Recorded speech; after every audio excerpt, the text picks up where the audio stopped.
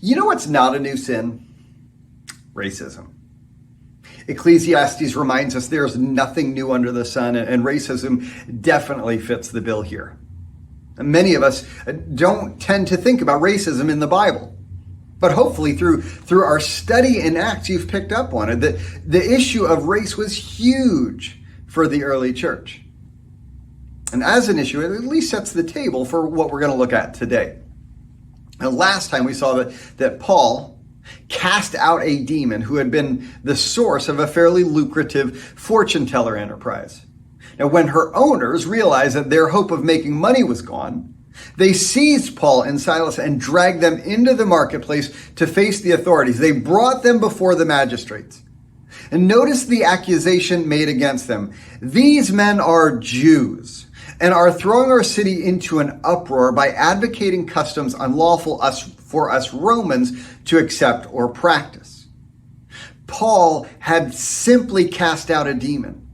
Now, where is the cause for uproar in that? Or better yet, what law is broken in doing so? Now, isn't it interesting that there were men who owned this young girl and were profiting from her ongoing demonic oppression? And that they were, at least from the perspective of Rome, on the side of law and order.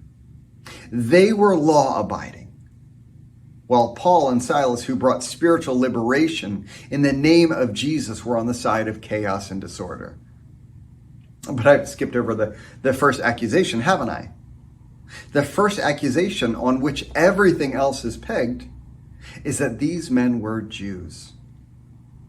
Remember what I mentioned a few weeks back. There was no synagogue in Philippi, which was a strong indicator that there weren't the requisite 10 Jewish men in Philippi necessary for them to establish one.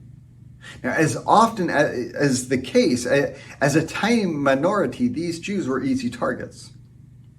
The owner-profiteers concealed their economic motive by a racial animus and the use of us-them language. They appealed to a strong sense of Roman patriotism in Philippi and suggested that these foreigners were coming in to change all of that.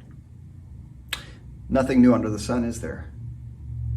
Now, incited by this accusation, the crowd joined in the attack against Paul and Silas, and the magistrates ordered them to be stripped and beaten with rods. After they had been severely flogged, they were thrown into prison, and the jailer was commanded to guard them carefully. When he received these orders, he put them in the inner cell and fastened their feet in the stocks. One more thought before we kind of move on. Now, why did they arrest only half of the missionary team? Now, Paul and Silas were beaten and imprisoned, but what about Timothy and Luke, who were traveling with and ministering alongside them? What happened to them? Apparently nothing. I guess had they been arrested, it would make the charge that these men are Jews a little more difficult to make given their Gentile backgrounds. It is what it is. And despite the indignation that with the unlawful customs advocated by Paul and Silas, there was no consideration given the unlawful manner in which Paul and Silas were treated without trial. About midnight, Paul and Silas were praying and singing hymns to God, and the other prisoners were listening to them. Now, for many of us, this is one of the most significant aspects to this passage. Songs, not groans, or complaints arose from prisons. Blessings to God, not cursing of men. We can only speculate to their prayers, but they needn't have precluded prayers for freedom or justice or the opportunity to resume their ministry. Now, hymns, on the other hand, tend to focus on God's character and emphasize trust in him. And perhaps as Paul thought back to this remarkable night when writing his letter to the Romans, said in chapter 5, not only that, but we rejoice in our sufferings, knowing that sufferings produce endurance, and endurance produces character, and character produces hope. Ultimately, we don't know what they prayed or sang. We do know the response. All the other prisoners listened to them. As we'll see next week, following the earthquake, everyone took their cue from them. The way Paul and Silas endured their suffering, unjust though it was, served as a vital witness, one which gained them the opportunity to witness further to the gospel.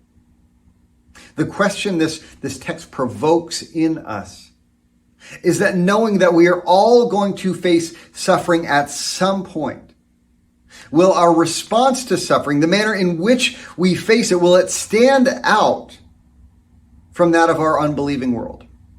Will the way we endure suffering gain us opportunity and audience? Or will it become more noise in an already noisy world? Have a blessed week.